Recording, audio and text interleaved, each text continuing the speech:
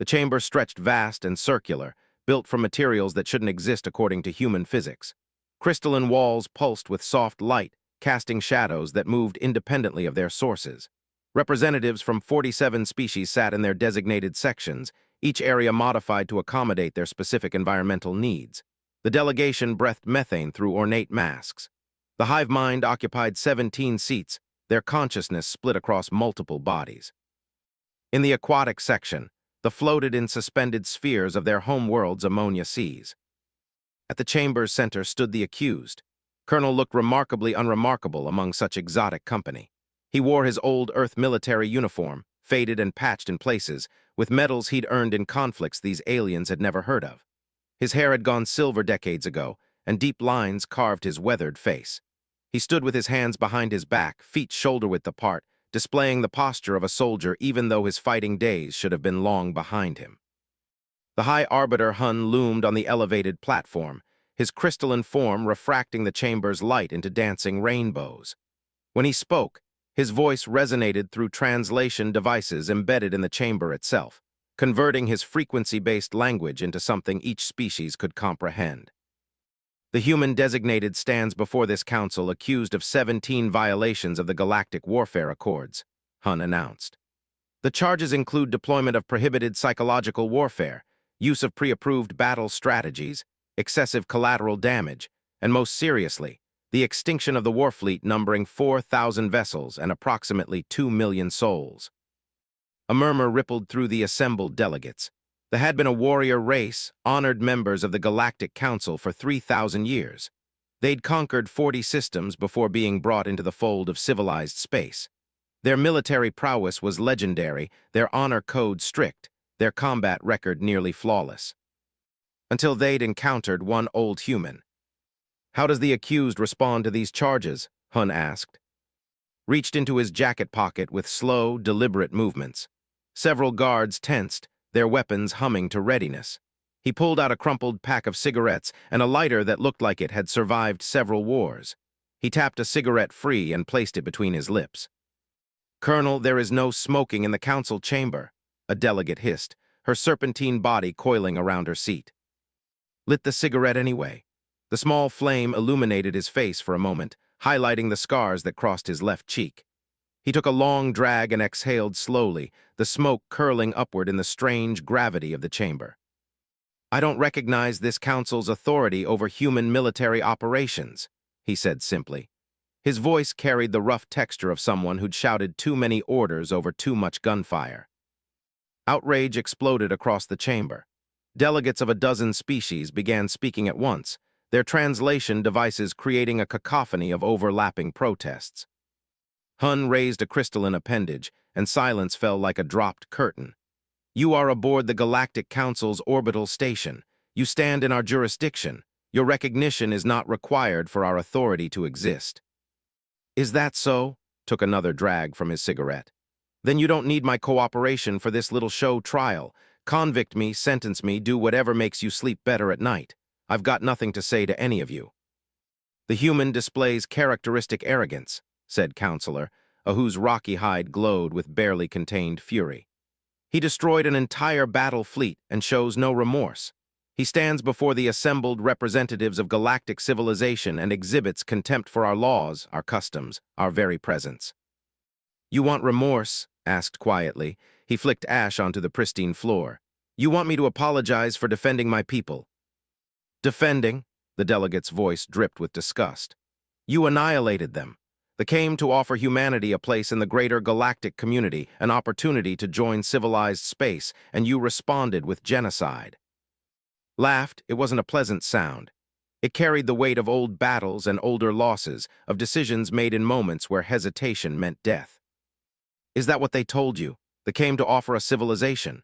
He turned slowly, making eye contact with delegates around the chamber. Most looked away. "Let me tell you what they offered humanity. They offered us the choice between slavery and extinction. They gave us 3 days to surrender every military asset, every weapon, every means of defense.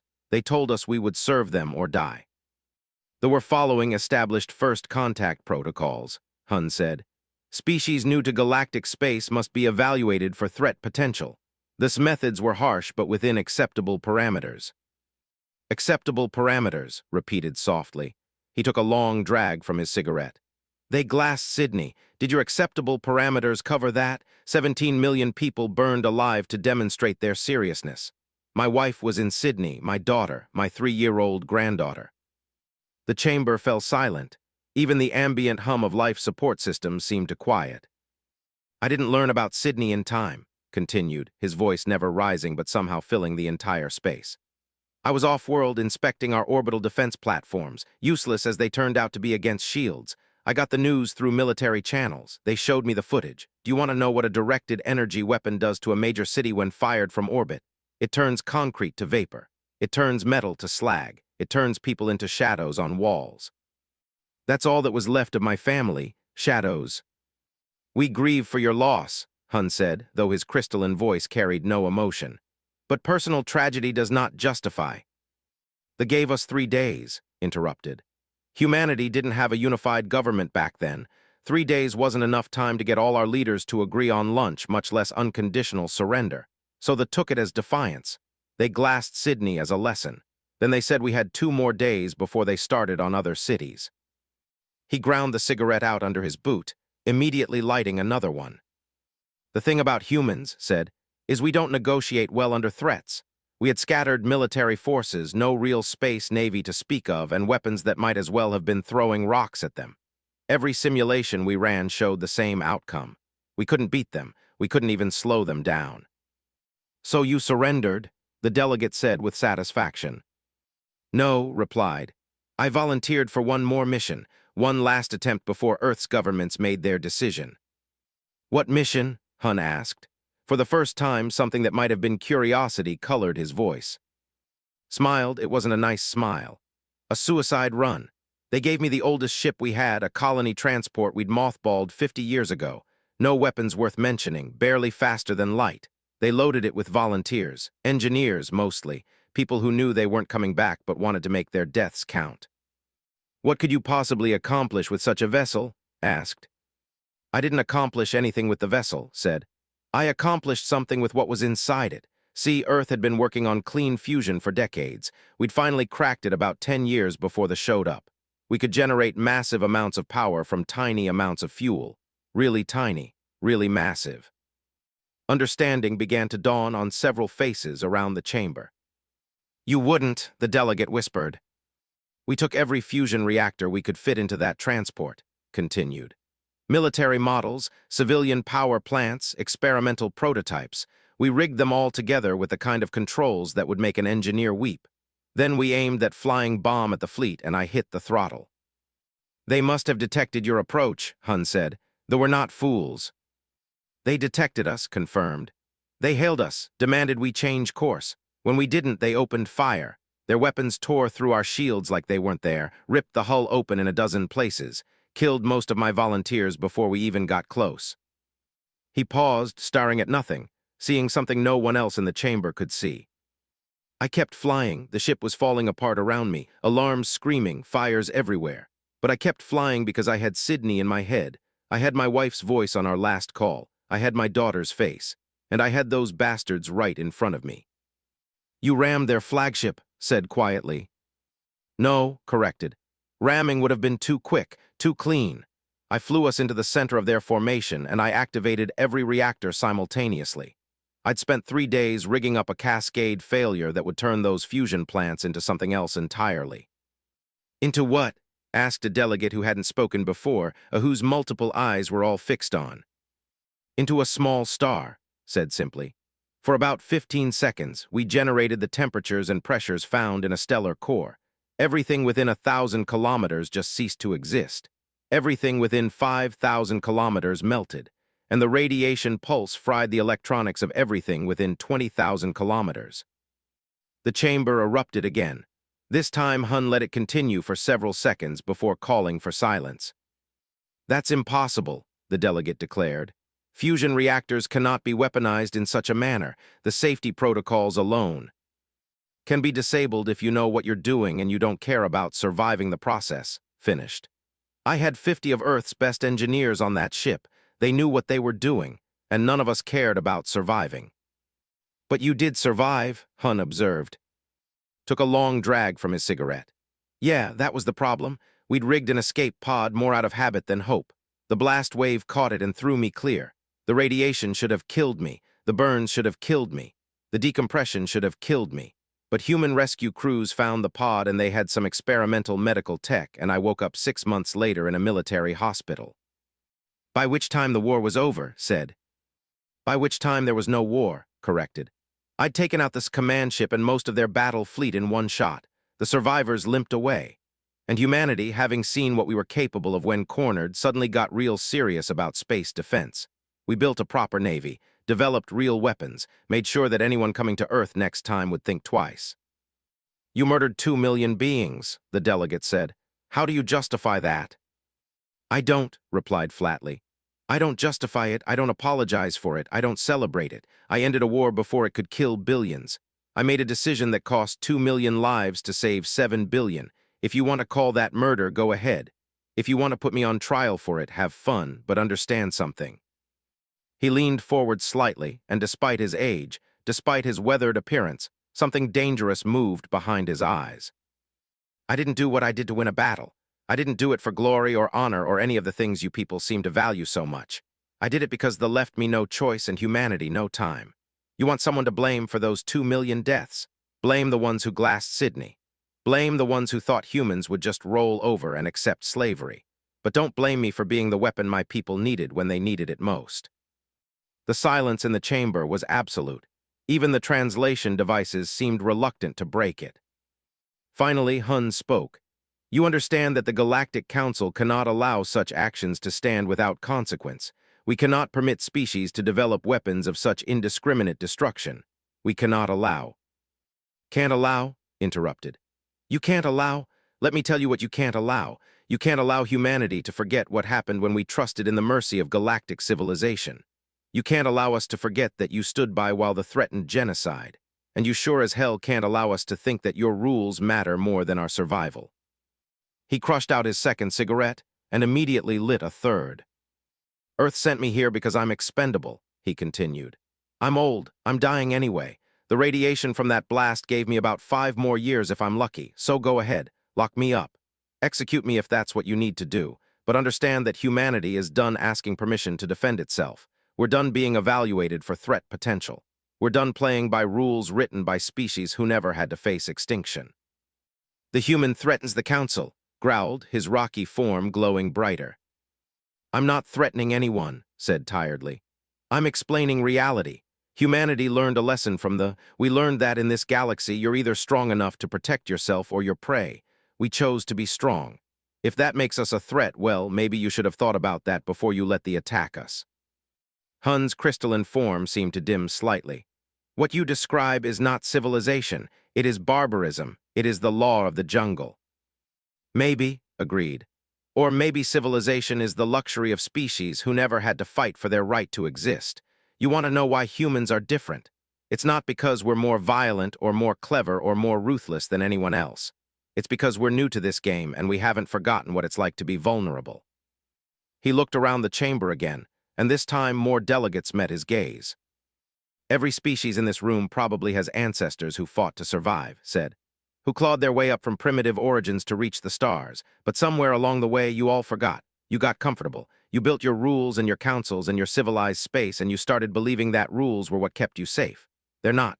Power keeps you safe. The willingness to use it keeps you safe. And the memory of what happens when you're not safe, that keeps you honest. So humans will become the new threat, the delegate said. The new species that must be contained or destroyed. Maybe, said again.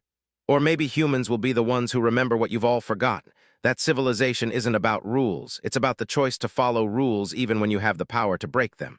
They had power. They used it to oppress. You have power. You use it to judge. Humans have power now too. What we do with it remains to be seen. Pretty words rumbled. But words are cheap. Action reveals truth. You're right, agreed. So judge me by my actions. I killed 2 million to save 7 billion. I turned myself into a weapon because my people needed one. And I'm standing here now because Earth wanted you to see that we're not afraid of your judgment. He took a final drag from his cigarette and dropped it, crushing it under his boot. I don't win battles, he said quietly. I end wars, that's what I did that's what I'm offering humanity's enemies now. Not victory, not honor, not glorious combat, just an ending. Quick, brutal, and final. Is that a threat, Colonel? Hun asked. It's a promise, replied. But not to you. It's a promise to Earth, to humanity, that we will never again be weak enough to need someone like me. We'll never again be vulnerable enough that one old man in a flying bomb is our best defense. We're building something better, something stronger. And by the time you figure out how to deal with us, we'll be too strong to threaten and too valuable to destroy. The chamber remained silent for a long moment. Finally, Hun spoke. This council will deliberate on the charges and render judgment. Colonel, you will be held in comfortable detention until our decision is reached. Do you have anything else to say? Smiled that unpleasant smile again. Yeah, one more thing. You people keep calling what I did a war crime. You keep talking about acceptable parameters and civilized warfare. But here's something you should understand about humans. We don't have civilized warfare. We have warfare. And when someone threatens our existence, we don't fight by anyone's rules but our own. So the next time you're thinking about evaluating a species for threat potential, the next time you're considering whether some upstart race needs to be contained or controlled or taught a lesson, remember Sydney. And remember that somewhere out there, there's always going to be one more old man with one more cigarette and absolutely nothing left to lose. He turned and walked toward the guards waiting to escort him out. As he reached the chamber doors, he paused and looked back. Oh, and one more thing, he added. Earth didn't send me here to be judged. They sent me here to be seen. They wanted you to look at what humans become when you push us too far. They wanted you to understand that we're not like you. We don't do civilized extinction. We do survival, at any cost, sat in what his captors called comfortable detention. The room was spacious by human standards, with adjustable gravity, a bed that adapted to his body, and walls that could display any environment he wanted. He'd set them to show the view from his old apartment in Colorado. Mountains in the distance, pine trees close enough to smell if the environmental systems had been capable of it. He'd lived there before Sydney, before everything. The door chimed, didn't bother turning around. Come in. A figure entered that made raise an eyebrow. The visitor stood about 7 feet tall, covered in chitinous plates that gleamed like polished obsidian. 4 arms, each ending in 3-fingered hands. Eyes that glowed with soft blue luminescence. A military commander, judging by the intricate markings on their armor. Colonel, they said through a translation device that made their voice sound like wind through hollow reeds. I commanded the observation fleet during your engagement with the... Finally turned to face his visitor. Observation fleet, that's a nice way of saying you watched Sydney burn and did nothing. His posture shifted in what had learned was their equivalent of a respectful bow. I observed. I did not intervene. The Galactic Council has strict protocols regarding first contact situations. We are not permitted to interfere. Convenient protocols, said. He pulled out another cigarette. You mind? Your species' chemical dependency rituals are fascinating, said. But no, I do not mind. In fact, I brought something I thought you might prefer. They produced a bottle of amber liquid. Recognized the label. Actual Earth whiskey and not the cheap stuff. Where did you get that? Asked. The delegation maintains extensive cultural archives on all species we encounter. We believed this might facilitate our conversation. Set the bottle on the table between them. May I sit? Gestured to the chair across from him. It's your space station. You can do whatever you want. Settled into the chair with careful movements. You believe I am here on behalf of the Council. I am not. I am here because I watched your attack on the fleet 3 years ago and I have been unable to stop thinking about it since. Lots of people can't stop thinking about it, said, pouring himself a generous measure of whiskey. Usually they're thinking about what a monster I am. I think about the mathematics, said. The mind is uniquely suited to complex calculations. We process probability matrices faster than your computers. When I observed your vessel approaching the formation, I calculated your chances of success at 0.003%. When you began taking fire, that dropped to 0.0001%. When your ship's hull breached, I calculated absolute certainty of mission failure. Took a drink. The whiskey burned in the familiar way, cutting through the recycled air taste of the space station. And yet here we are. And yet here we are, agreed. You achieved something my species considers mathematically impossible. More than that, you achieved it through voluntary self-sacrifice. They have studied warfare for. We have extensive data on combat psychology across hundreds of species. And we have never encountered another race where individuals willingly embrace certain death for strategic objectives with the frequency that humans do. We're stubborn like that, said. It is more than stubbornness, insisted. I have spent 3 years analyzing human military history. Your World War II, your concept of kamikaze pilots, your submarine crews who stayed at their posts during nuclear disasters, your firefighters who enter burning buildings, your soldiers who throw themselves on grenades. This pattern repeats across your entire species. What's your point? Asked. Leaned forward. My point is that the Galactic Council is making a catastrophic mistake. They view humanity through the lens of species they already understand. They see your capacity for violence and they want to contain it. They see your willingness to break their rules and they want to punish it. They are treating you like a problem to be solved. Aren't we? Lit his cigarette, the whiskey sitting comfortably in his other hand.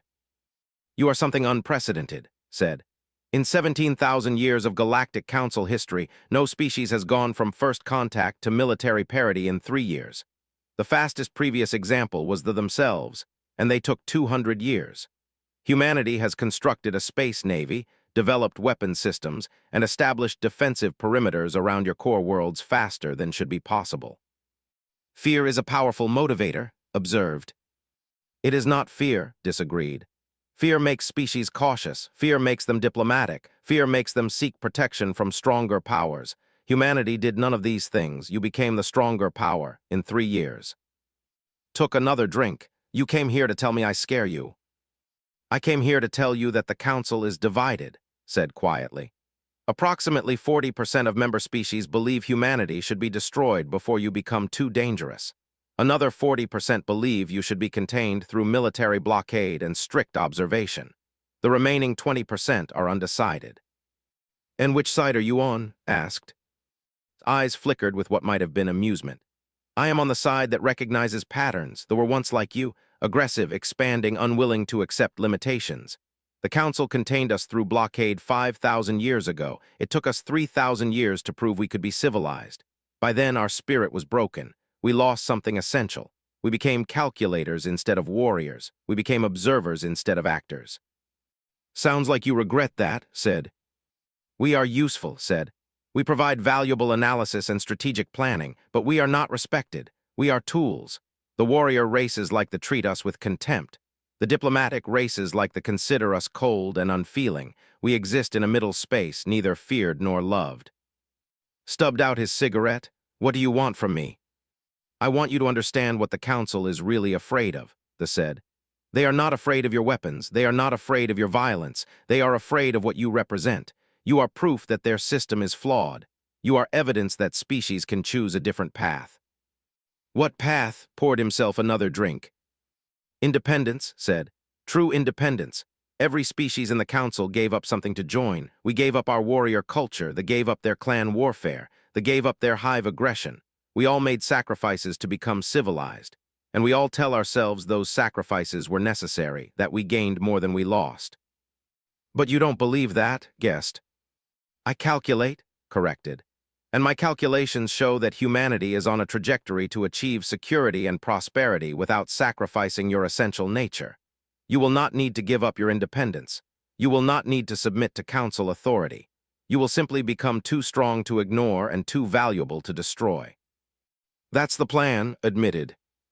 It is a brilliant plan, said, but it requires time for your industrial base to mature, time for your defensive networks to establish themselves fully, time for your political structures to solidify, and the Council may not give you that time. Felt something cold settle in his stomach. What are you saying? I am saying that there are factions within the Council who believe the window to contain humanity is closing rapidly. I am saying that some member species are advocating for preemptive action. I am saying that your trial is not really about justice. It is about creating legal justification for what some species want to do anyway. Destroy Earth, said flatly. Contain it, corrected. Full military blockade, complete economic isolation. Humanity would be confined to your solar system indefinitely. No trade, no communication, no expansion. You would be preserved like insects in amber while the galaxy moves on without you. Stood and walked to the window. The artificial view showed mountains he'd never see again, trees that might not survive what was coming. When, he asked, the council will render judgment on your case in 5 days, said. Regardless of the verdict, certain species have already mobilized fleets. If the vote goes their way, the blockade will be implemented immediately. If it does not, they will claim they are acting in self-defense and implement it anyway. How many ships? Asked.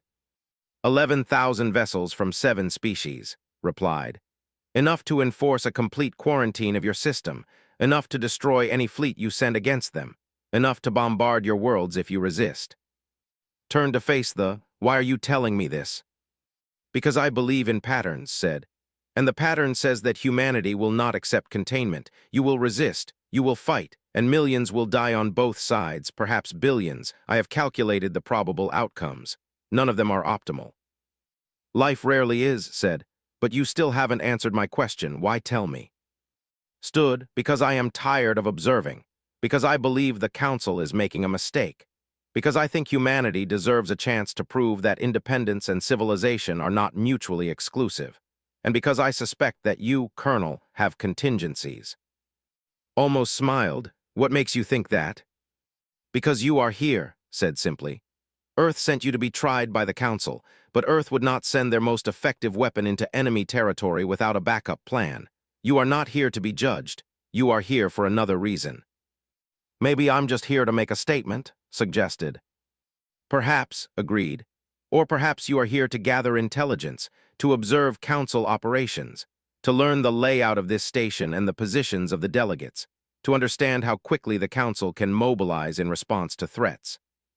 Said nothing, but his expression must have given something away, because made a gesture that might have been satisfaction. I thought so, they said. So let me provide you with some information that might prove useful. This station has 47 docking ports currently occupied by diplomatic vessels. None of them are properly armed. The station itself has defensive systems, but they are designed to repel pirate raids, not military assaults. The Council relies on the sanctity of diplomatic space to protect this facility. Interesting, said neutrally. Also interesting is the fact that there are 643 delegates currently aboard, continued. Representatives from every Council species, hostages if one were to think of them in such crude terms, a guarantor of peaceful behavior. I'm not a terrorist, said sharply. No, agreed. You are a soldier, and soldiers understand leverage. They understand that sometimes the threat of violence is more effective than violence itself. They understand that a strategic position is worth more than a tactical victory. Sat down again, suddenly tired. What do you want, really? I want the Council to be forced to negotiate, they said. I want humanity to have time to establish themselves. I want the warrior species to remember that strength does not always mean domination. And I want my people to remember what it felt like to be warriors instead of calculators. That's asking a lot from one old man, observed. You ended a war in 15 seconds, countered. I suspect you can manage this. There was a long silence, drank his whiskey, remained perfectly still, waiting. Finally spoke. If I were planning something, which I'm not saying I am, what would be the optimal time window? 4 days from now, said immediately. The Council will be in full session deliberating your verdict. All delegates will be present. Security will be focused inward on the chamber. The docked vessels will have minimal crew, and the defensive systems will be configured for external threats, not internal disruption. Hypothetically, said. Of course, agreed. Hypothetically, if someone were to seize control of the station during that window, they could effectively hold the entire Galactic Council hostage. They could force negotiations. They could prevent the implementation of the blockade. They could buy time. They could also start a war that would make the incident look like a border skirmish, pointed out. Yes, said. It would be extremely risky. It would require precise timing, perfect execution, and a willingness to follow through on threats that civilized beings should find abhorrent. It would require someone who doesn't win battles but ends wars. Lit another cigarette. His hands were steady, but his mind was racing. Earth had sent him here for multiple reasons. Yes, he was making a statement. Yes, he was gathering intelligence. But primarily, he was supposed to buy time. Do whatever it took to prevent the Council from moving against humanity before Earth was ready. They'd sent him because he was expendable, because he was dying anyway, because he'd already proven he could make impossible decisions. But this, holding 600 diplomats hostage, threatening to destroy the council's seat of power, that wasn't war, that was terrorism, that was everything humanity was trying to prove they weren't. Or was it? They had attacked Earth because they thought humans would be easy prey. They'd been wrong. Now the council was considering containment because they thought humanity was too dangerous. Maybe they needed to be proven wrong again. Maybe they needed to learn that humans weren't going to play by anyone's rules but their own. "This conversation never happened," said finally. "I am merely an observer," replied. "I observe many things, I report very few of them." "How do I contact you if I need to?" asked. Tapped a device on one of their arms. "Your quarter's communication system now has a private channel. It will appear to be internal station diagnostics. Use it if you require assistance." "Why are you really doing this?" asked. Moved toward the door, then paused. "Because 3 years ago I watched an old human in a dying ship do something impossible. I watched him sacrifice everything for his people. And I realized that they had forgotten how to do that. We forgot how to be willing to die for something greater than ourselves. We became so civilized that we lost the ability to be brave." "Bravery and stupidity look a lot alike from certain angles," said. "Perhaps," agreed, "but only one of them changes history. Good evening, Colonel. I suspect the next few days will be quite interesting." The left sat alone with his whiskey and his cigarettes, staring at mountains he'd never see again, thinking about decisions that would make his attack on the look simple by comparison. He'd told the council the truth. He didn't win battles, he ended wars, but he'd never told them how he ended wars, not through violence alone, through psychological pressure, through understanding what his enemies valued and threatening exactly that, through being willing to do what others considered unthinkable. They had valued their fleet, their honor, their military supremacy, so he destroyed all three in one attack. The council valued order, diplomacy, the sanctity of civilized space. They valued the idea that their rules kept everyone safe. They valued the belief that they were morally superior to species like humanity. What would happen if someone shattered those beliefs? If someone proved that their rules were just suggestions? If someone demonstrated that sanctuaries only existed because no one had been desperate enough to violate them? Finished his whiskey and stubbed out his cigarette. He had 4 days to plan, 4 days to make contact with his people, 4 days to set up something that would either save humanity or damn him as the greatest monster in galactic history. He thought about his wife, his daughter, his granddaughter, shadows on walls in Sydney. He thought about Earth's 7 billion people, trying to build a life among the stars while the council debated whether they deserved to exist. He thought about words. Independence and civilization don't have to be mutually exclusive. Walked to the communication panel and started typing. The message would be encrypted, bounced through 17 relay points, and appear to come from commercial traffic in a neighboring system. Earth's intelligence services had given him the protocols before he left. The message was simple: Sydney Protocol, 4 days, confirm.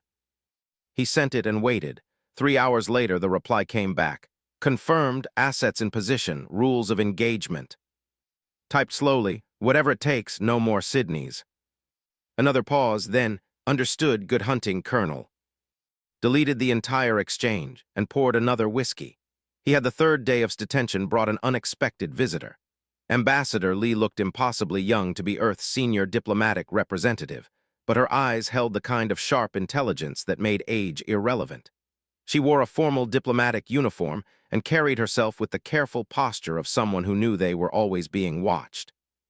"Colonel," she said as the guards closed the door behind her, "I hope your accommodations are satisfactory." Recognized the formality in her tone. The room was certainly monitored, probably by 17 different species using 20 different methods. Every word they spoke would be analyzed, translated, and dissected for hidden meanings. "Comfortable enough," he replied, matching her formal tone, "though the view isn't as good as the real thing." "I'm sure home is on everyone's mind right now," said, sitting in the chair had occupied 2 days earlier. "The situation has become quite complex." That was diplomatic speak, waited. "The council's debate over your case has evolved," continued carefully. "What began as a trial has become something larger, A discussion about humanity's place in galactic civilization, about standards and exceptions, about precedents and future policy. Translation asked, glanced around the room as if looking for something, then seemed to make a decision. We're losing. The bloc that wants containment has grown. They're using your case as proof that humanity cannot be trusted with unrestricted access to galactic space. Every hour of debate brings more species onto their side. How many are we talking about? Kept his voice neutral. 31 species now support immediate containment measures. That's a majority of the council. They plan to vote tomorrow ahead of schedule. The blockade fleets are already moving into position. His face remained carefully blank. Earth has been officially informed that we will have 48 hours to withdraw all civilian vessels from outside our solar system before the quarantine takes effect. Felt his jaw tighten. 48 hours, that was nothing. Humanity had thousands of ships scattered across dozens of systems, research stations, mining operations, exploration vessels, trading ships. They couldn't all get home in 48 hours. Many would be stranded, trapped on the wrong side of an impenetrable military blockade. What's Earth's response? He asked. The president is drafting an official statement, said. Diplomatic protests, appeals to reason, the usual mechanisms. She paused. They won't work. The council has made its decision. Nothing short of a miracle will change it now. Understood what she wasn't saying. Earth was out of diplomatic options. They'd tried negotiation. They'd tried appealing to common interests. They'd tried everything civilized species were supposed to try. And it hadn't worked because the council didn't see humans as civilized. They saw humans as a threat. Any other news from home? Asked casually. The memorial service for the Sydney victims is scheduled for next week, said, her tone still carefully neutral. There's been some discussion about whether to make it a galactic broadcast. Let other species see what the attack meant to us. Help them understand why you did what you did. Caught the emphasis. Memorial service, galactic broadcast. She was telling him something without saying it directly. He made a show of considering her words. That might be good, he said slowly. Remind people what started all this. Make sure they remember Sydney before they judge Earth. Exactly, agreed. Sometimes people need context. They need to remember how things began before they can understand how they need to end. The conversation continued for another 20 minutes, carefully constructed to sound innocuous to any listeners while conveying layers of hidden meaning. By the time left, understood the situation completely. Earth wasn't going to accept containment. They were preparing for war if necessary, but they were giving him one last chance to find another option. One last opportunity to end this before it spiraled into violence that would cost millions of lives. The Sydney Protocol, that's what his message had called it. The plan they developed for exactly this scenario. A desperate all-or-nothing gamble that would either force the council to negotiate or trigger the very war they were trying to prevent. Spent the rest of the day preparing. To any observers, he appeared to be an old man dealing with confinement through routine. He exercised, going through movements that looked like simple calisthenics but were actually tactical drills. He ate the meals provided, noting the timing of food deliveries. He slept in irregular patterns, establishing a baseline of unpredictable behavior. And he waited for the final piece to fall into place. It came on the fourth day. A maintenance crew arrived to service the environmental systems in his quarters. They were a species had researched extensively. Approximately human-sized with a complex caste system. The ones who did maintenance work were considered low status, barely acknowledged by other species, which made them perfect for moving undetected through the station. The crew chief was named, and he moved with the efficient motions of someone who'd done this job 1,000 times. His 3 workers spread out through the room, checking vents and testing air quality. One of them paused near, mandibles clicking softly. The filters in your sleeping area may need adjustment, the worker said in the buzzing voice of his species. Would you prefer more humidity or less? Current settings are fine, replied. Then after a pause, though I appreciate the consideration. The antennae twitched. Consideration is important, especially when circumstances are difficult. He moved closer, ostensibly to check a wall panel. Some things must be considered very carefully, timing, for instance, and positioning. Understood. Earth's intelligence services had made contact with months ago. They worked throughout the station, invisible to species who considered maintenance workers beneath notice. He'd been mapping the facility, nodding security protocols, identifying weaknesses. "I've been thinking about timing," said conversationally. "Tomorrow seems like it will be an important day."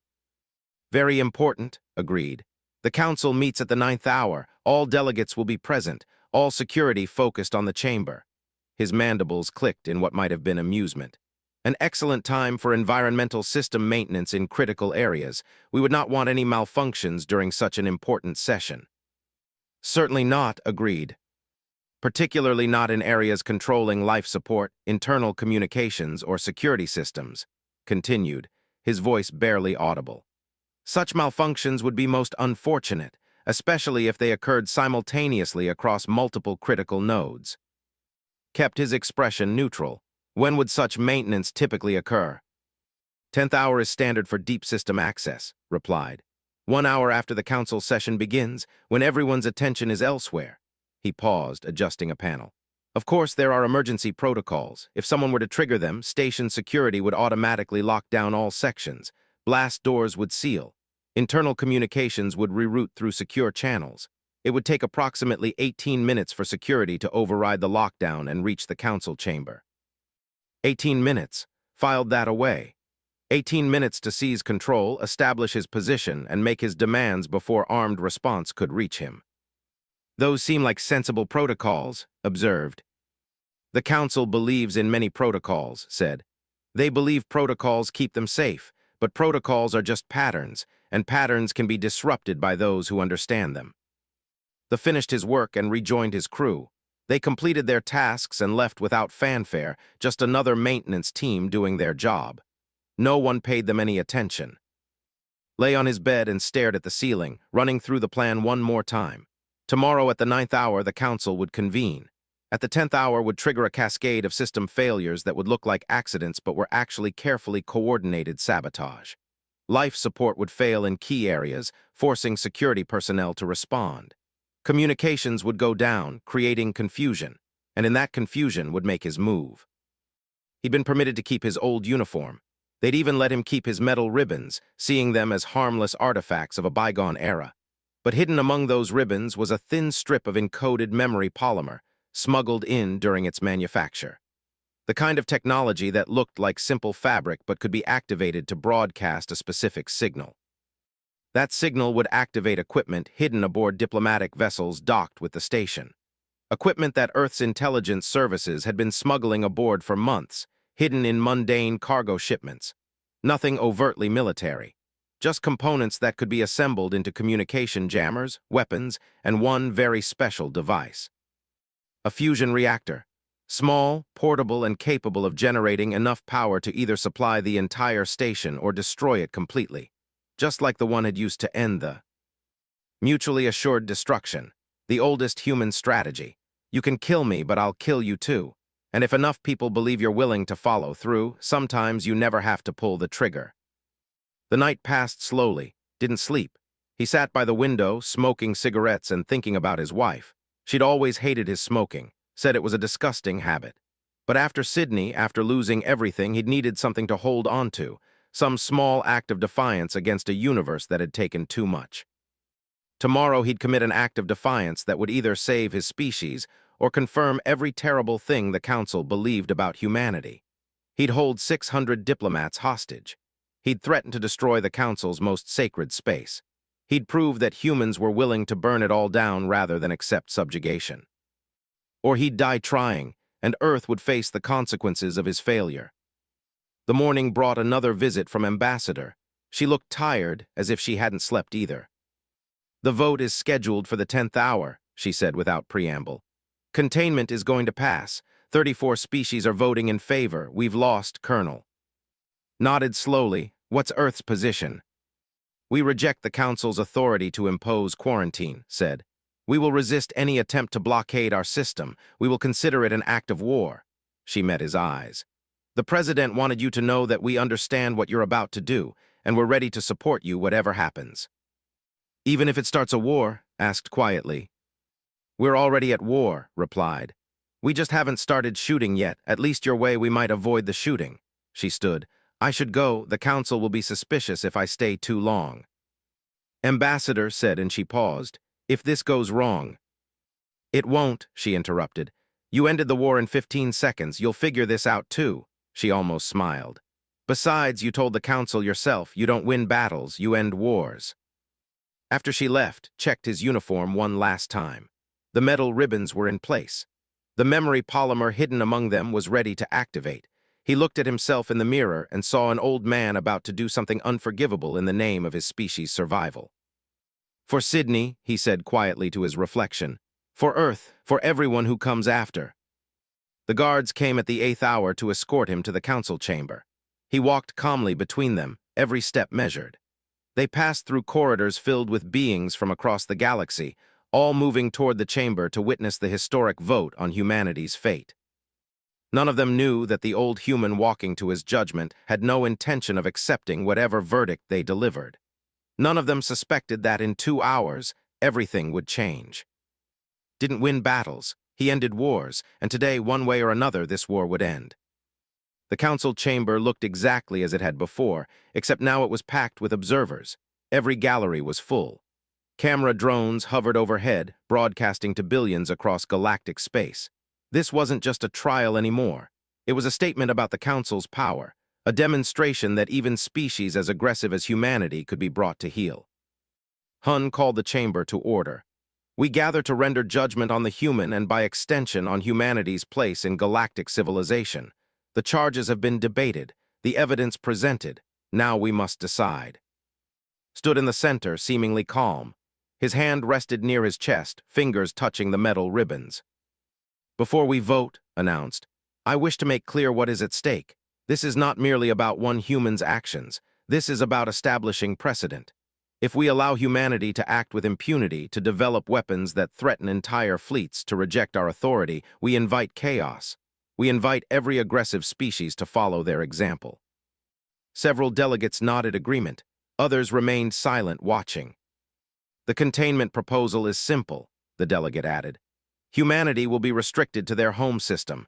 They will have no access to galactic trade, no ability to expand, no opportunity to threaten others. They will be preserved but constrained, safe but contained. It is the only logical solution. Felt his jaw tight, safe but contained, like animals in a zoo, like specimens to be studied.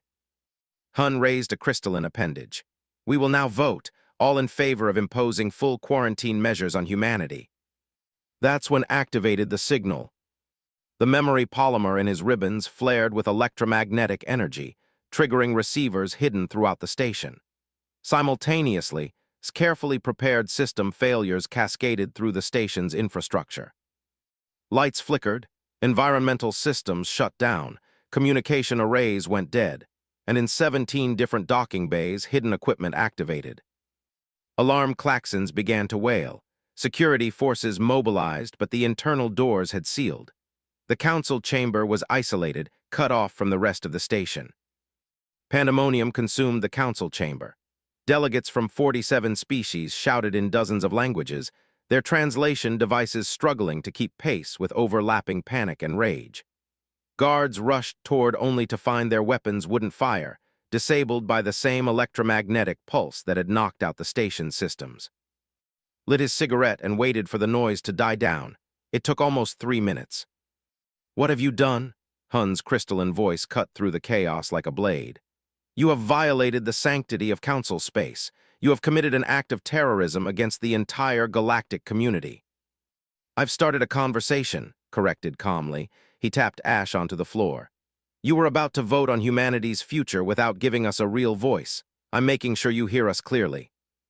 Guards roared, detain this human immediately.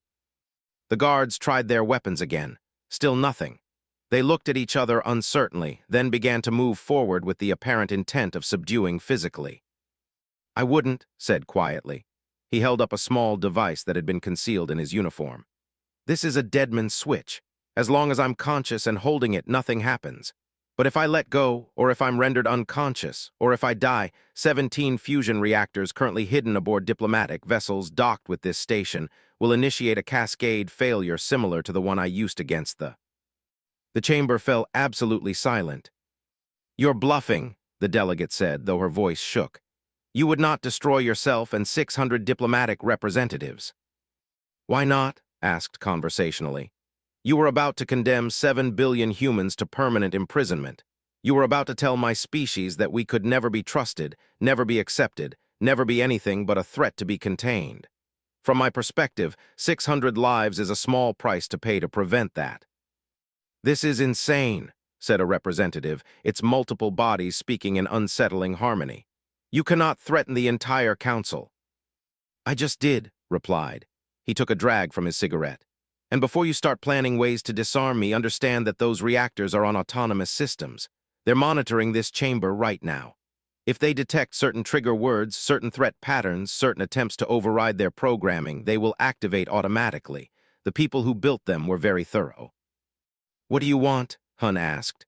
For the first time, the High Arbiter's voice carried something other than confidence. It might have been fear. What I want, said, is for you to actually think about what you're doing. You're about to imprison an entire species because you're afraid of them. You're about to prove that the Galactic Council's idea of civilization is nothing more than tyranny by committee. We are protecting the galaxy, insisted. Your species has demonstrated consistent aggression. You developed weapons that violate every civilized norm. You refuse to accept reasonable limitations on your expansion. You are a threat that must be contained. We're a threat because we won't be victims, countered. They attacked us without provocation. They destroyed one of our cities to prove they could. And when we defended ourselves, you decided we were the problem, not the ones who started the war, not the ones who committed genocide, us, because we had the audacity to fight back effectively. They were punished for their actions, Hun said.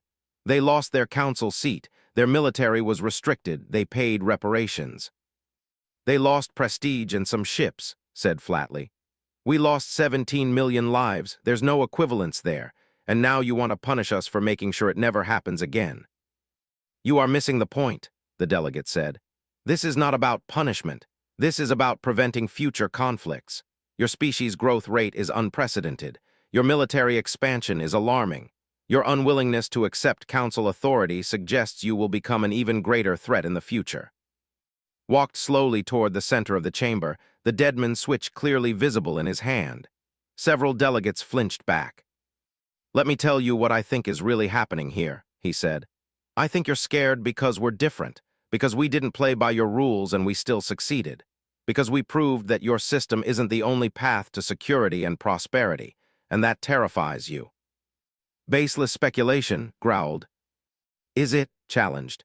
Look around this chamber. How many of you are here because you chose to join? How many are here because the alternative was conquest or isolation? The Council doesn't offer membership. It offers the illusion of choice between submission and destruction. That is a gross, Hun protested. The Council has brought peace to the galaxy for. You've brought compliance, corrected.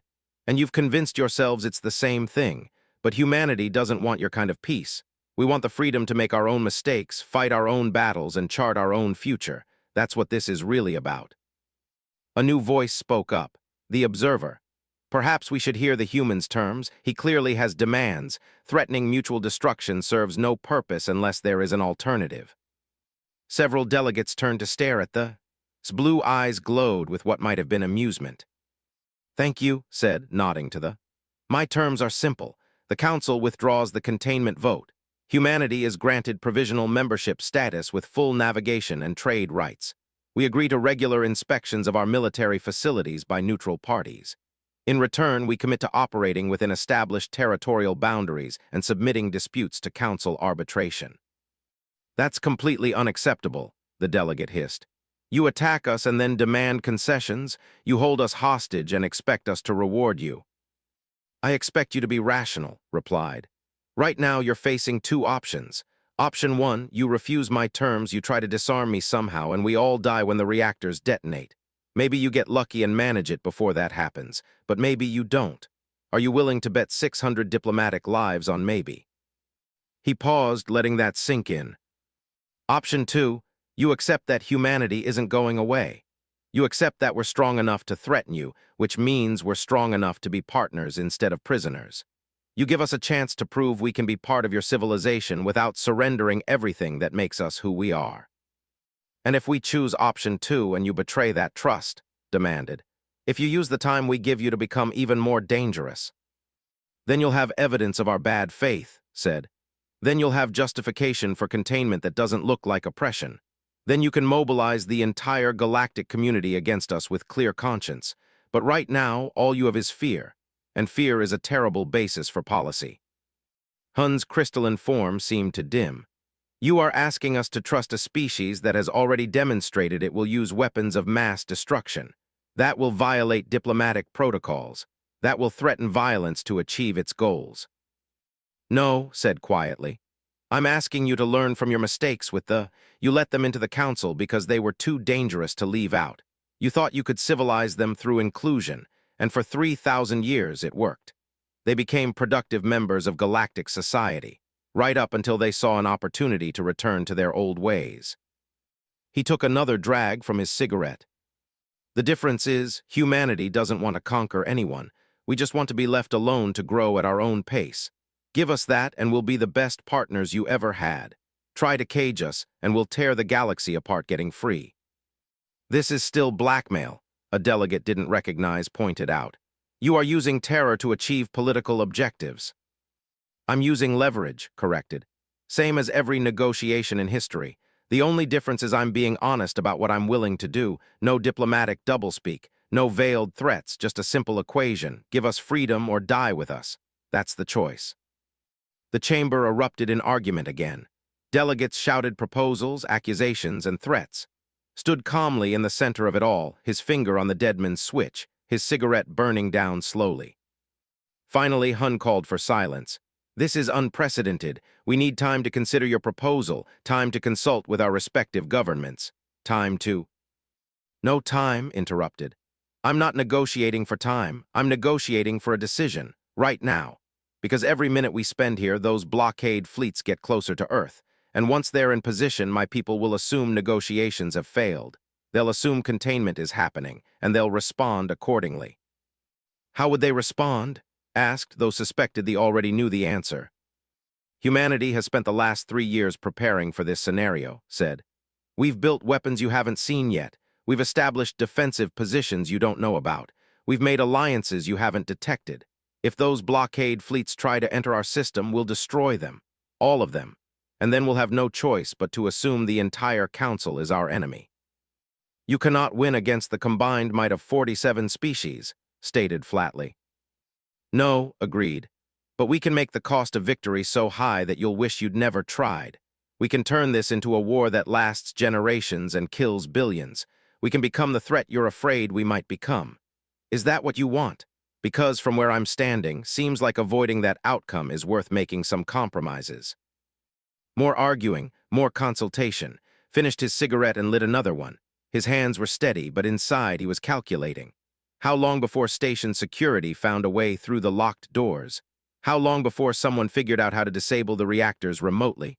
How long before his bluff was called? Because it was a bluff, sort of. The reactors were real. They would detonate if he released the deadman's switch. But they'd been positioned carefully. Most of the diplomatic vessels would survive. Most of the station would remain intact. There would be casualties, maybe hundreds, but not the total annihilation was implying. But the council didn't know that. They were making decisions based on incomplete information, which was exactly how wanted it. We need assurances, Hun said eventually. If we accept your terms, how do we know you'll deactivate your weapons? I'll deactivate them right here, right now, once the vote is recorded, said. You can have your security teams verify the reactors are safe. You can inspect every diplomatic vessel. I'll cooperate completely once humanity gets what it needs. And what about you? The delegate asked. What happens to the human who threatened the entire council? Smiled that unpleasant smile. I imagine you'll want to make an example of me. I'm prepared for that. But understand something. If you execute me, you'll be creating a martyr. You'll be telling humanity that sacrifice for your people's freedom is worthy of death. You'll be guaranteeing that the next time someone threatens you, they won't bother with negotiations first. Are you saying we should reward your terrorism? Demanded. I'm saying you should think strategically, replied. Punish me and you satisfy your anger but create a symbol. Let me go and you demonstrate that the council can be merciful even to those who defy it. Which outcome serves your long-term interests better? Silence fell over the chamber. Could see the calculations happening behind dozens of eyes. They were trapped, and they knew it. He'd given them a choice between giving humanity what it wanted or gambling on mutual destruction. And he'd made it clear that gambling came with costs that extended far beyond this moment. "I propose a vote," said suddenly. "Not on the original containment measure, on the humans' terms. Provisional Council membership for humanity, regular inspections, territorial boundaries. Those who support this compromise indicate your approval." "This is absurd," the delegate protested. "We cannot conduct official business under duress." "Then we can all die under duress," said flatly. "Your choice." Hun seemed to struggle with something internal. His crystalline form pulsed with conflicting colors. Finally, he spoke. "All in favor of accepting the humans' terms, understanding that rejection means we proceed with containment and accept the consequences." Slowly, hands and appendages and various body parts began to rise, counted silently, 23, 24, 25. They needed 24 for a majority. 26, 27. "Motion carries," Hun announced, his voice heavy with something couldn't quite identify. Resignation, maybe, or relief. Let out a breath he hadn't realized he'd been holding. "Thank you. I'll deactivate the reactors now." He pressed a sequence on the Deadman switch. A soft tone confirmed the signal had been received.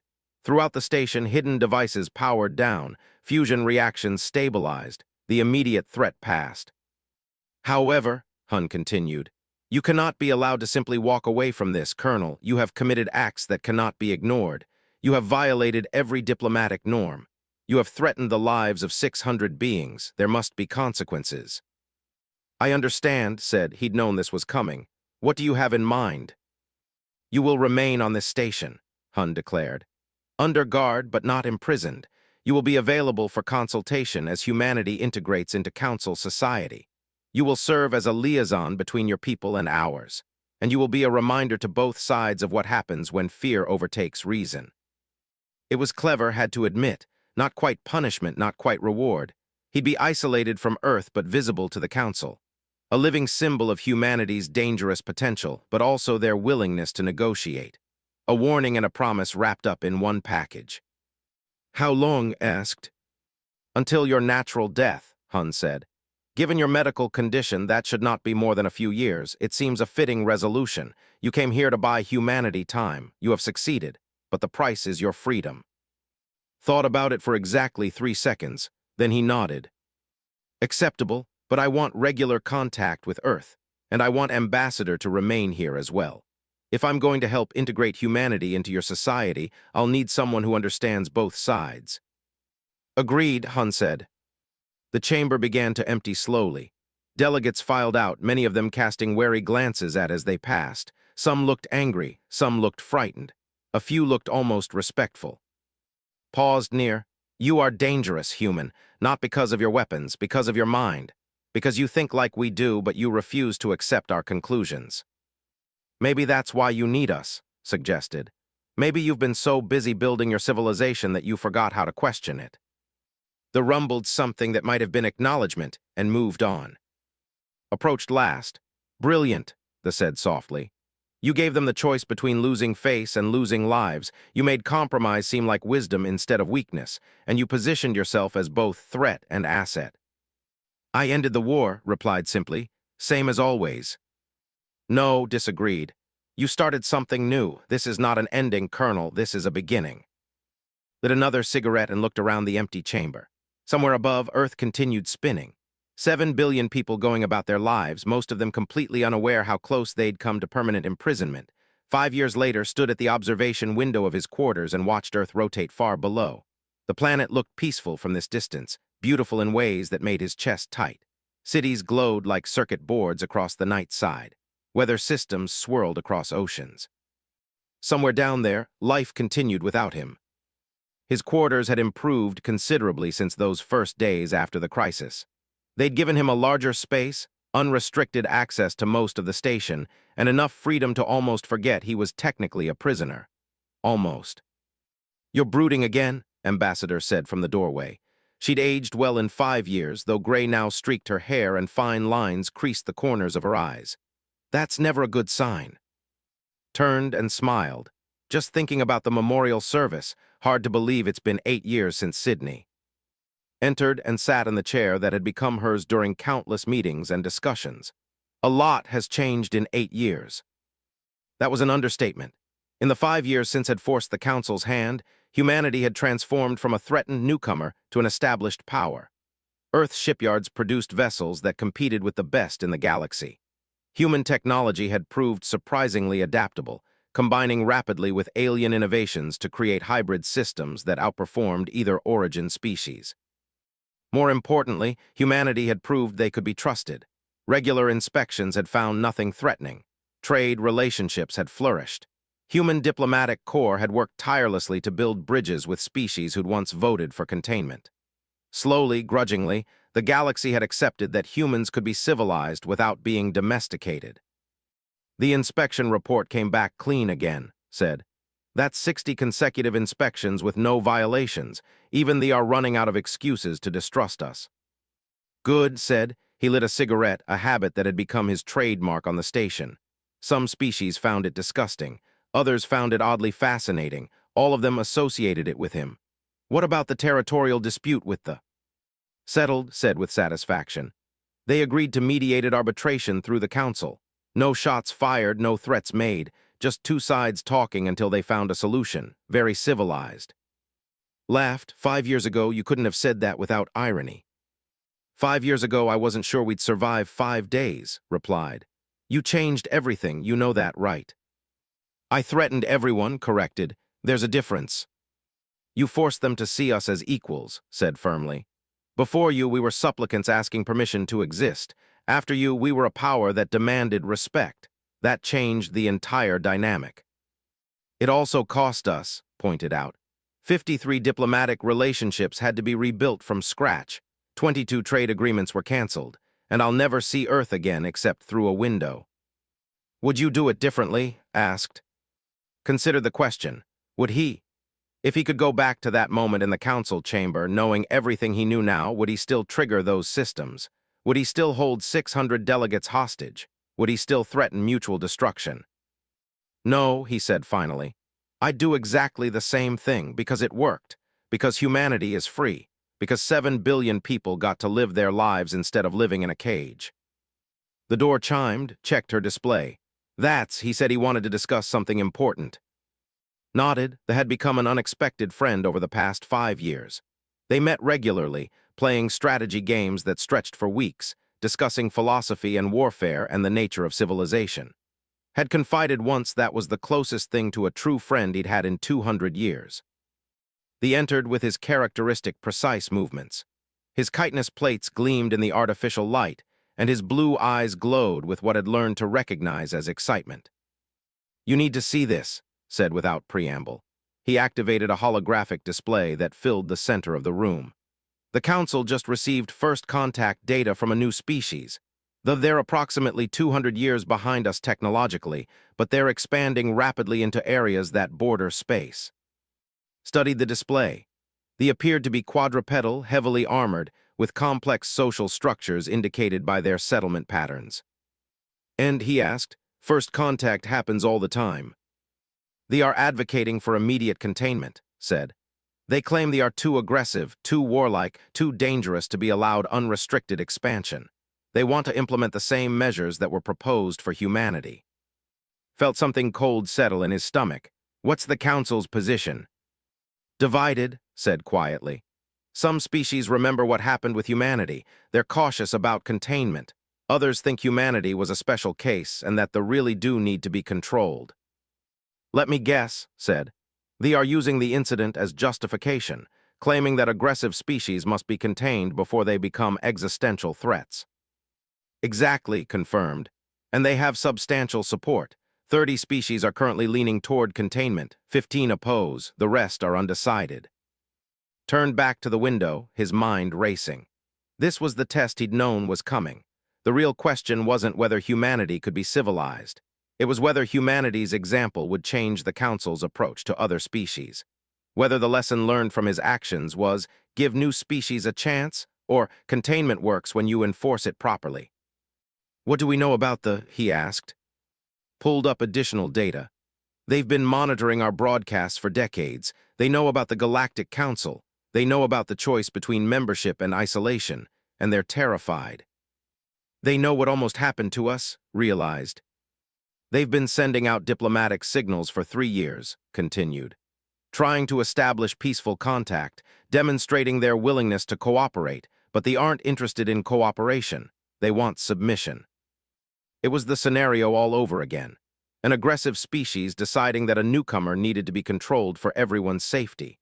The same logic, the same fear, the same inevitable outcome, except this time humanity was part of the council. This time humanity had a voice. "We need to oppose this," said firmly. "The council won't listen to us," pointed out. "We're still on provisional status. We have limited voting rights. Our opposition will be noted and ignored."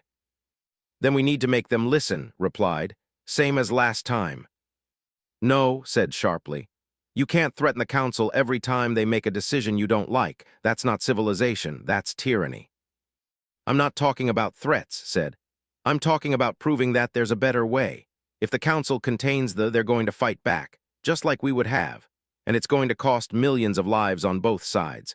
But if we can show the council that integration works better than containment, that giving species a chance produces better outcomes, we can save those lives." How asked. "The vote is scheduled for 3 days from now. What can you possibly do in 3 days?" Smiled. It wasn't his unpleasant smile this time. It was something else, something almost hopeful. "I can tell them a story," he said. "The story of what humanity has accomplished in 5 years. The story of what the council gained by choosing compromise over containment. The story of why fear is a terrible basis for policy." "The council has access to all that data already," said. "But they haven't heard it from me," replied. "They haven't heard me stand in that chamber and tell them they were right to give humanity a chance. They haven't heard me acknowledge that civilization and independence aren't mutually exclusive. They haven't heard me say that containment doesn't work because you can't cage a species' spirit, you can only make them desperate." He turned to face them both. "5 years ago, I stood in that chamber and threatened to kill everyone. I forced them to choose between compromise and annihilation. I showed them the worst of what humanity could be. Now I need to show them the best. I need to prove that the choice they made was the right one." "You want to testify at the hearing," said slowly. "I want to make them understand that every time they choose containment, they're creating another enemy," said. "Every time they imprison a species out of fear, they're guaranteeing that species will resent them forever. They were contained and they rebelled. We would have been contained and we would have rebelled. They will be contained and they'll rebel. It's inevitable." "Unless the council changes," said thoughtfully. "Unless the council learns," corrected. "Learns that strength doesn't have to mean dominance, that civilization doesn't require submission, that giving species the freedom to fail is the only way they can truly succeed." Stood and paced the room. "If you do this, you're risking everything. They will see it as you overstepping your authority. They'll claim you're trying to influence council policy beyond your mandate. They could revoke your liaison status and formally imprison you." "I know," said. "They could also decide that humanity's integration hasn't been as successful as they thought," continued. "They could use this as justification to impose additional restrictions on us. You could undo everything you've built." "I know that too," said. "But if I don't try, if I just stand by and watch the council make the same mistake they almost made with us, then what was the point of everything I did? What was the point of threatening them, sacrificing my freedom, spending 5 years as their prisoner if nothing actually changes?" Silence filled the room. Finally spoke. "They will support your testimony. We were contained once. We know the cost. If you speak, we will stand with you." "The human delegation will need to coordinate with Earth," said carefully. "But I think I can get approval. This is exactly the kind of moral leadership humanity needs to demonstrate." Nodded slowly. "Then let's get to work. We have 3 days to prepare testimony that will convince the council that containment is a failure. 3 days to save a species we've never met from a fate we barely escaped. 3 days to prove that humanity learned the right lessons from our own near miss with extinction." The next 3 days passed in a blur of preparation. Worked with to craft his testimony, carefully balancing honesty about humanity's aggressive nature with evidence of their successful integration. Provided statistical analysis showing that contained species inevitably rebelled, while integrated species became productive council members. Other allied species offered their own support, quietly building a coalition of voices arguing for giving the chance. The morning of the hearing, dressed in his old uniform one more time. The fabric was worn now, faded by years of wear, but the metals still gleamed. He checked his appearance in the mirror and saw an old man who'd aged another 5 years in captivity. The radiation poisoning that should have killed him years ago was finally catching up. He could feel it in his bones, in the constant fatigue, in the way his hands trembled sometimes when he thought no one was watching. But not today. Today his hands were steady. Ambassador met him outside the council chamber. She wore formal diplomatic attire, her expression carefully neutral. "The coalition is holding," she said quietly. 18 species are committed to supporting integration. They have 28 locked for containment. The rest are waiting to hear testimony before deciding. "So it comes down to the undecided," observed. "It always does," agreed. She paused. "Whatever happens in there, I want you to know that humanity appreciates everything you've sacrificed. You've given us time to grow, space to prove ourselves, and an example to aspire to. That matters more than any vote." "Tell me that after we save the," said. He smiled slightly. "Or after we fail to, either way at least we tried." They entered the chamber together. It looked exactly as it had 5 years ago, except now wasn't the accused standing in the center. He was a witness sitting in the testimony section, waiting to be called. The hearing proceeded through standard protocols. They presented their case for containment, citing this military expansion, their aggressive rhetoric, their refusal to accept council authority preemptively. It was the same argument that had been made against humanity, almost word for word. Then it was time for opposing testimony. Several species spoke about the benefits of integration, the dangers of creating resentment through containment, the value of diverse perspectives. Good arguments, rationally presented, utterly unconvincing to anyone who'd already decided.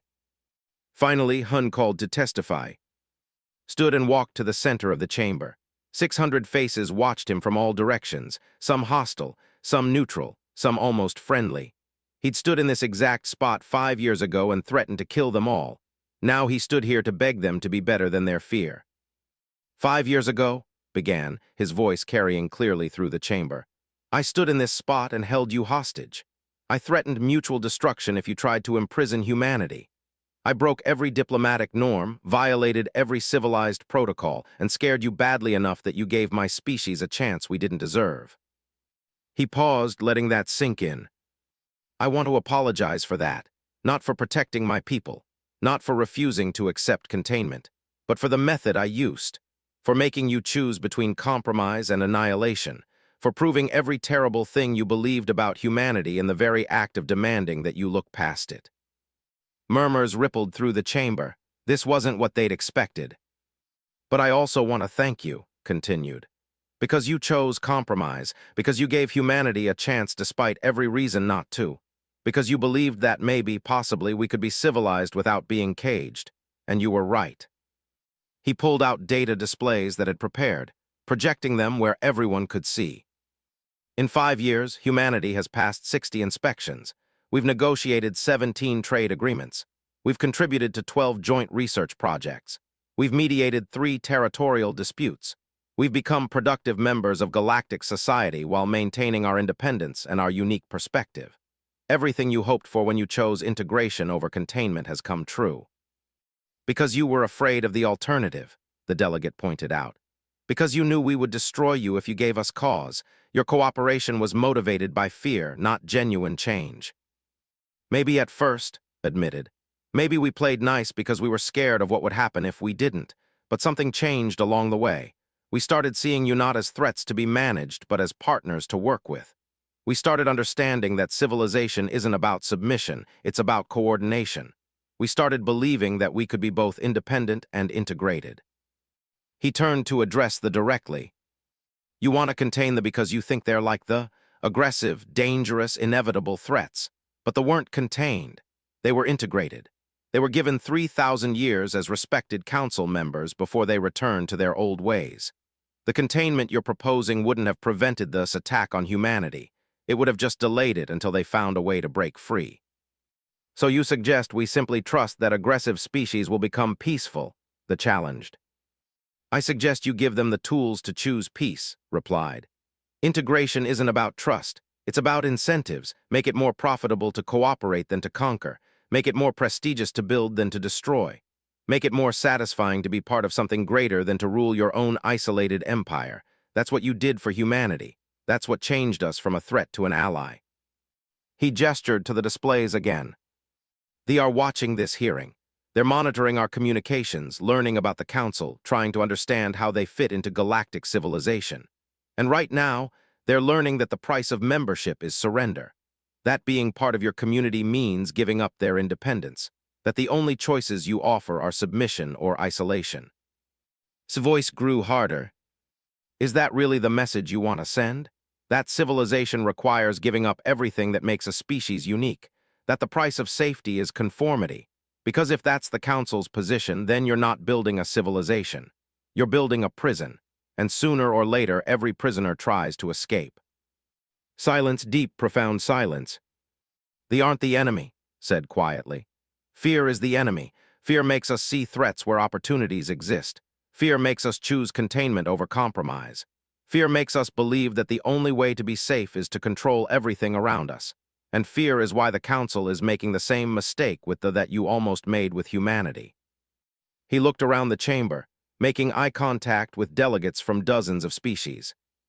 Dying, he said simply. The radiation exposure that should have killed me 5 years ago is finally catching up. My doctors give me maybe 6 months, so I'm not standing here with a personal stake in the outcome. I won't live long enough to see whether they become valued allies or bitter enemies. But I'm standing here because I know what it's like to face containment. I know what it's like to be told that your species is too dangerous to be free. And I know what it's like to be given a chance anyway. What? His voice grew softer, but somehow more powerful. The Council chose to give humanity a chance. Against all logic, against all precedent, against every reason to be cautious, you chose compromise over containment. And it worked. Not perfectly, not without challenges, but it worked.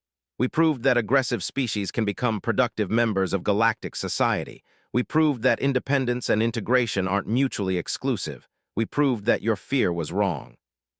Took a step forward. Now you have a choice. You can contain thee and guarantee they'll resent you forever. You can imprison them out of fear and create exactly the enemy you're trying to prevent. You can prove that the lesson you learned from humanity was containment works when you enforce it properly. He paused. Or you can give them a chance. You can offer them the same compromise you offered humanity. You can prove that the lesson you learned was civilization requires opportunity, not submission. You can show them that being part of the Council means having a voice, not losing one. You can be the civilization you claim to be instead of the prison you're afraid to admit you've become. Stepped back. I don't win battles, he said, repeating the words that had become his signature. I end wars. 5 years ago, I ended a war by threatening you. Today, I'm trying to prevent a war by begging you. Please, don't make the same mistake you almost made with humanity. Don't let fear guide your policy. Don't create another enemy when you could create another ally. He returned to his seat. The chamber remained silent for a long moment. Then Hun spoke. The Council will now vote on the proposal regarding the all in favor of pursuing integration rather than containment. Please indicate. Hands rose, appendages lifted, counted silently, barely breathing. 20, 25, 30. 34. Motion carries, Hun announced. The Council will pursue integration protocols with the species. Closed his eyes. They'd done it. The Council had learned. They'd chosen hope over fear, opportunity over containment, future over past. After the session ended, dozens of delegates approached, some to congratulate him, some to argue, some simply to acknowledge what had happened. Found him standing at an observation window, looking down at Earth. You did it again, they said. Changed history in a single speech. We did it, corrected. All of us who spoke up, all of us who chose to believe civilization could be better. What will you do now? Asked. You said you have 6 months. Pulled out a cigarette and lit it, savoring the familiar ritual. I'll stay here, keep working as humanity's liaison, help integrate the when they're ready. Try to make sure that what we built lasts longer than I do. And after, pressed. Smiled, after, I'll go home, back to Earth. Even if it's just long enough to see those mountains one more time, to smell pine trees instead of recycled air, to die on the same planet where I was born. The Council will allow it, said confidently. After what you just did, how could they refuse? They stood together in silence, watching Earth rotate below them. Somewhere on that planet, 7 billion people lived their lives in freedom because one old man had been willing to threaten mutual destruction to give them a chance. And now, across the galaxy, another species would get the same chance because that same old man had been willing to beg instead of threaten. Didn't win battles, he ended wars, and sometimes ending a war meant starting a peace. He'd bought them time, he'd bought them freedom, he'd bought them a chance to prove that humanity could find their own path through the stars. All it had cost was everything, and standing in the center of that chamber, smiled that unpleasant smile and pulled out a cigarette. "Sorry to interrupt," he said calmly as chaos erupted around him. "But we need to talk. Our days to prepare. 4 days until the Council sat in judgment. 4 days until he proved to the galaxy that humanity would never again be weak enough to need someone like him, but they'd always be strong enough to produce someone willing to be him." The doors closed behind him, leaving the Galactic Council to contemplate the old soldier's words and wonder if humanity's arrival in galactic space was going to change everything they thought they knew about civilization and war.